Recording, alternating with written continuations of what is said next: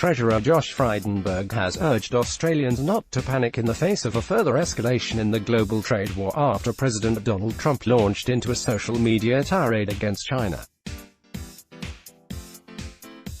As the Treasurer sought to talk up the government's handling of the economy on the one-year anniversary of Scott Morrison becoming Prime Minister, Mr. Trump elevated the already damaging trade war between the US and China while also attacking the man he appointed to the head of America's central bank. Treasurer Josh Frydenberg has urged Australians not to panic over tensions arising from the US-China trade war. Credit Mark's Dow Jones Industrial Average slumped by 623 points or 2% on Friday in response to a string of tweets from Mr. Trump in response to China announcing it was hitting U.S. products with new tariffs. Mr. Trump announced tariffs on $550 billion $814 billion worth of goods from China, a decision that infuriated U.S. business leaders. Advertisement. All this occurred as the U.S. Federal Reserve held its annual meeting of global central bankers in Jackson Hole, Wyoming, with the president and his trade policies the key topic of discussion. Mr. Frydenberg said Australians should not panic over the events playing out between the US and China, but admitted there would be a domestic impact if the trade war was not resolved. When you had trade tensions between the two big players, the United States and China, it's not just the protagonists who are affected, but it's the bystanders as well.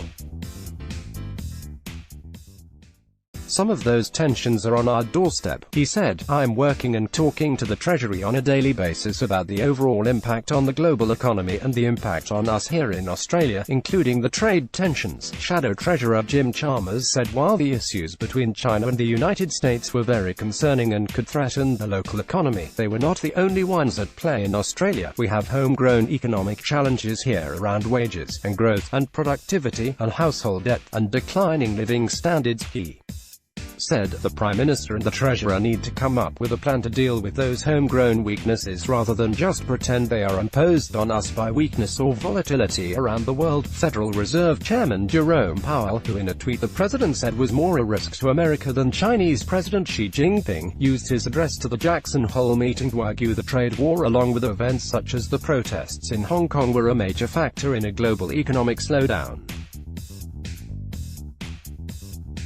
While not mentioning Mr. Trump, the chairman made clear dealing with the economic policy was being made more difficult because of the White House and its trade agenda. While monetary policy is a powerful tool that works to support consumer spending, business investment and public confidence, it cannot provide a settled rule book for international trade, he said. Head of the Bank of England, Mark Carney, said the significant spike in economic policy due to protectionism could prove more pervasive, persistent and damaging than previously expected. During Mr. Carney's presentation, Stanley Fischer, who served as chair of Israel's central bank before being appointed by Barack Obama as vice chair to the U.S. Federal Reserve, said President Trump was trying to destroy the global trading system. It's not a service to anybody, at least privately, to not focus on what the key problems are. And that would be the behavior of the United States, unfortunately, he said. Overnight, RBA Governor Philip Lowe was due to talk at the same conference at which Mr. Powell and Mr. Carney made their contributions. Last week, the Sydney Morning Herald and The Age revealed that Dr. Lowe warned a private meeting of business leaders that the US-China trade war was the world's single largest economic risk.